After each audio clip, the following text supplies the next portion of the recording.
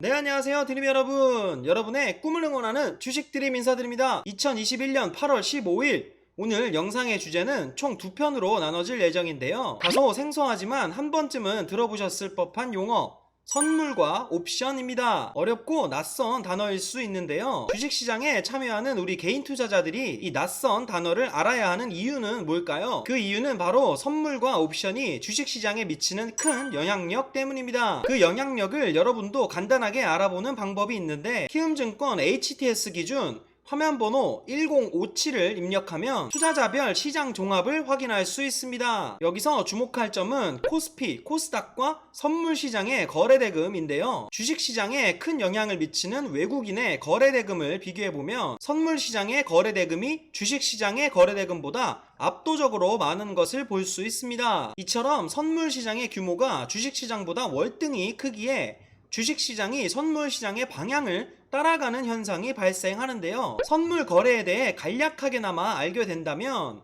단기적인 주식시장의 방향성을 어느 정도는 예측할 수 있을 겁니다. 선물과 옵션은 파생 금융상품에 속해 있기 때문에 이 파생 상품을 먼저 간단히 알아봐야 하는데요. 파생 상품이란 주식과 채권 등 전통적인 금융상품을 기초자산으로 하여 그 기초자산의 가치 변동에 따라 가격이 결정되는 금융상품을 말합니다. 기초자산은 외환, 채권, 주식, 농축산물, 제조품, 가공품 따위에 팔거나 살 수 있는 대상이 되는 모든 자산을 뜻하는데요. 대표적인 파생상품의 종류는 선물, 옵션, 스왑 등이 있습니다. 세계 모든 파생 금융상품은 이 세 가지 기초상품을 기초자산에 어떻게 조합하느냐에 따라 여러가지 상품이 만들어질 수 있습니다. 이해하기 쉬운 예를 들어보자면, 이번에 있었던 도쿄 올림픽 남자 축구 결승전에서 브라질과 스페인이 맞붙었는데요. 여기서 이기는 팀이 영광의 금메달을 가져가겠죠. 보통 이런 경기에는 어떤 팀이 승리할지에 대해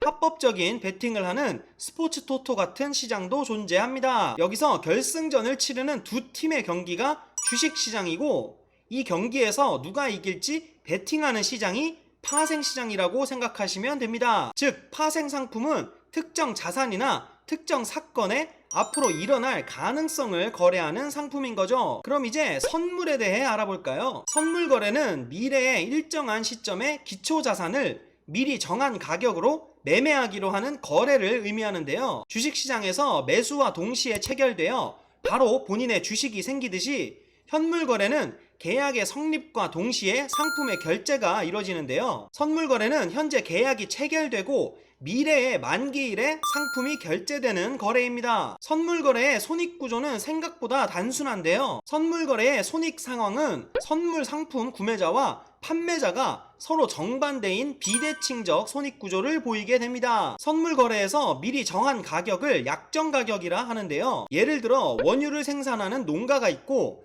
이를 받아서 판매하는 유통업자가 있습니다. 농가와 유통업자는 계약을 분기 단위로 하게 되는데요. 3분기 계약을 앞둔 어느 날 유통업자는 우연히 뉴스를 접하게 됩니다. 올해는 이른 더위와 폭염으로 생산량이 예전보다 조금 더 줄은 게 사실입니다. 일부 흰 우유 제품의 생산량이 소폭 조정되기도 하였는데요. 생산량이 감소되면 원유값이 더 오를 텐데 유통업자는 농가에 찾아가 리터당 950원에 살 테니 공급 계약을 맺으시죠 라고 합니다. 농가 입장에서는 원유 가격이 이제는 더 오를 것 같지 않고 더위가 풀리면 상황이 나아질 것으로 판단해 현재 시세인 리터당 900원보다 50원 비싼 가격 제시를 흔쾌히 받아들이며 계약을 맺습니다. 이제 농가와 유통업자는 가격 변동에 상관없이 정해진 가격으로 거래를 해야 하는데, 이러한 거래를 선물거래라고 합니다. 한 달 후 농가의 예상과는 달리 폭염은 예상보다 훨씬 길어졌고 일부 우유 제품의 경우 시중에서 구하기 어려운 경우까지 생겼습니다. 리터당 가격은 1000원까지 뛰어버렸죠. 이로 인해 유통업자는 가격이 오른 만큼의 큰 차익을 거둘 수 있었고 농가는 손해를 보게 됩니다. 즉, 한쪽은 이익을, 한쪽은 손해를 보게 되는 구조로 시장 전체로 보아서는 제로섬 게임의 성격을 갖습니다. 이 그래프는 선물 거래의 손익 상황을 나타내는데요. 가로축은 만기 시점의 상품 가격을 나타내는데,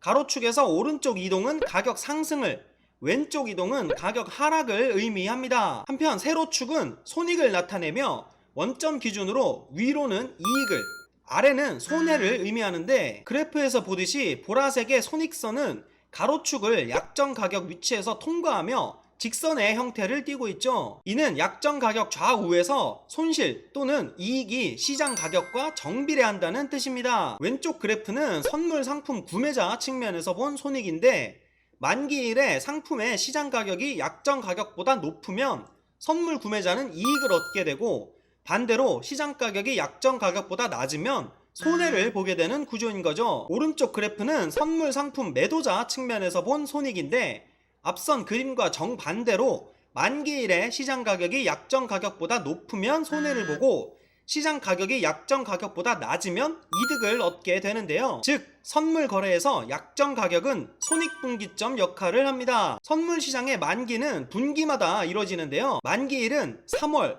6월, 9월, 12월의 둘째 주 목요일인데, 만기일에 투자자들이 서로 분기 동안 가졌던 포지션을 정리해야 해서 주식시장 주가의 변동성이 다른 날보다 특히 심합니다. 여기에 옵션의 만기일까지 겹치게 되는 날이 있는데요. 선물과 옵션의 만기일이 분기마다 겹치는, 우리가 흔히 부르는 내마녀의 날은 1년 중에 주가의 변동성이 제일 커서 개인 투자자들에게는 악명 높은 날로 유명합니다. 내마녀의 날과 선택권을 의미하는 옵션 거래는 다음 시간에 이어서 공부해 보도록 할게요.